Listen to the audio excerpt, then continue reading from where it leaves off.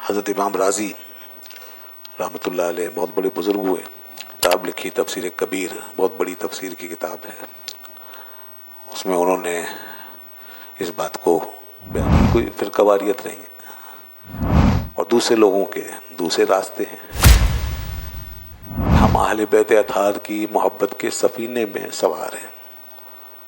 آپ علیہ السلام نے فرمایا میرے اہل بیت کا سفینت نوح علیہ السلام کے سفینے کی طرح، کہ جو اس میں سوار ہو گیا وہ بچ گیا اور جو نہیں سوار ہوا وہ ہلاک ہو گیا۔ اور ہم نے ہدایت پکڑی ہے نبی صلی اللہ علیہ وسلم کے اصحاب کے نجوم ہدایت سے۔ قیامت کی جو ہلاکیاں ہیں نا، لہریں آتی ہیں، موجیں آتی ہیں، ہوائیں طوفان تو قیامت میں پیش آئیں گی، وہ راستہ مل گیا ہے کہ جو ہمارے لیے جنت کے درجات کھول دے گا۔ اس میں فرمایا کہ انما یرید اللہ لیذھب عنکم الرجس اہل البیت ویطہرکم تطہیرا۔ حضرت امام راضی رحمۃ اللہ علیہ بہت بڑے بزرگ ہوئے، جنہوں نے ایک کتاب لکھی تفسیر کبیر، بہت بڑی تفسیر کی کتاب ہے۔ اس میں انہوں نے اس بات کو بیان کیا، سب نے لکھا ہے لیکن ان کے الفاظ یہ ہیں۔ وہ فرماتے ہیں نحنو معاشر اہل سنہ بحمد اللہ، ہم اللہ تعالیٰ کا شکر ہے کہ اہل سنت کا گروہ ہیں، ہم اہل سنت و جماعت ہیں۔ دیکھیے کوئی فرقہ واریت نہیں ہے، یہ وہ عقیدہ ہے، وہ راستہ جو اہل سنت نے اپنایا تو اس کے حوالے سے وضاحت کر رہے ہیں۔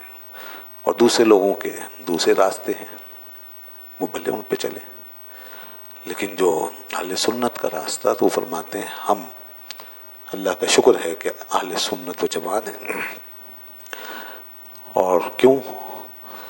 فرماتے ہیں کہ رکبنا سفینۃ محبت اہل البیت، ایک تو یہ کہ ہم اہل بیت اطہار کی محبت کے سفینے میں سوار ہیں،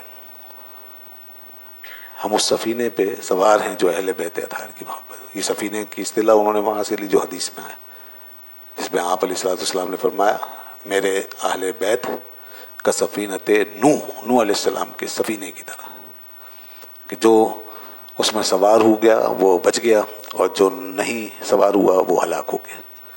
تو اسی سے مستعار لے کے امام راضی فرما رہے ہیں کہ ہم رکبنا سفینۃ محبت اہل البیت، کہ ہم اہل بیت کی محبت کے سفینے میں سوار ہیں۔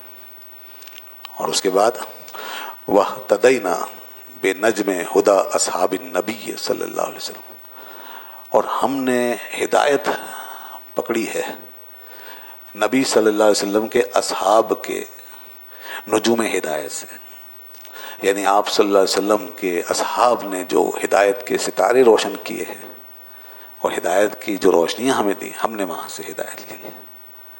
اہل بیت سے ہم محبت کرتے ہیں اور صحابہ کرام کے راستے پہ چلتے ہیں۔ اب اس کا نتیجہ کیا نکلا؟ وہ فرماتے ہیں بس اب اس کے بعد فنرجو نجاتن من احوال القیامہ بدرکات الجحیم، بس اب ہمیں امید ہے کہ اہل بیت کی محبت کی وجہ سے اب قیامت کی جو ہلاکیاں ہیں نا اور وہاں جہنم کی تباہ کاریاں اس سے بچ جائیں گے انشاءاللہ۔ اگر اہل بیت کی محبت کا دامن ہاتھ میں ہے تو قیامت کی ہولناکیوں سے بچ جاؤ گے۔ سفینہ کہا تھا نا، تو سفینے میں کیا آتا ہے پھر سامنے؟ لہریں آتی ہیں، موجیں آتی ہیں، ہوائیں طوفان تو قیامت میں پیش آئیں گی مجھے۔ اگر سفینہ مضبوط ہے اور اس میں بیٹھے ہیں صحیح سے تو انشاءاللہ کوئی لہر کوئی موج ڈبو نہیں سکے گی۔ تو فرما رہے ہیں نرجو النجات من احوال القیامہ ودرکات الجحیم۔ اور صحابہ کرام سے تعلق ہے اس کی وجہ سے ہمیں کیا فائدہ ہوگا؟ فرماتے ہیں والہدایۃ الی ما یوجب درجات الجنان والنعیم المقیم۔ اور جو صحابہ سے تعلق ہے اور ان کی ہدایت پر جو ہم چل رہے ہیں تو اس کی وجہ سے ہمیں ایک ایسی ہدایت مل گئی ہے، وہ راستہ مل گیا ہے کہ جو ہمارے لیے جنت کے درجات کھول دے گا۔ ادھر قیامت کی ہولناکیوں سے بچ گئے، اب آگے جنت میں پہنچنا ہے تو صحابہ کرام کی یہ ہدایت ہمیں وہاں تک پہنچا دے گی۔ تو یہ ہے جناب خلاصہ، اہل سنت و جماعت کا اس معاملے میں یہ مشرب ہے، یہ طریقہ ہے، بس نہ ادھر کچھ کمی کرنی ہے نہ ادھر کچھ کرنی، جو ان کا حق ہے ان کو دینا ہے، جو ان کا حق ہے ان کو دینا ہے، ان کو لے کر ان کو چھوڑنا نہیں اور ان کی تنقید نہیں ہوگی، اور انہیں لے کر ان کو چھوڑنا نہیں ہے اور نہ ان کی تنقید۔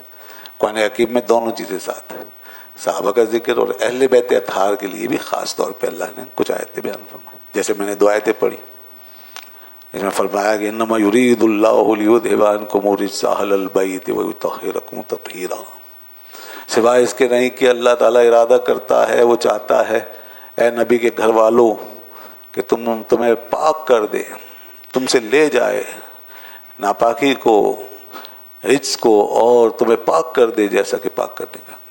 سبحان اللہ، یہ پاکیزگی انہیں حاصل ہوئی۔ اور دوسری جگہ فرما قل لا اسألکم علیہ اجرا الا المودۃ فی القربى، اللہ فرماتا ہے حبیب آپ ان سے کہہ دو کہ میں جو تبلیغ کرتا ہوں، دین تمہیں پہنچاتا ہوں، اس کے بدلے میں کچھ نہیں مانگتا سوائے اس کے کہ میرے قرابت داروں سے محبت کروں۔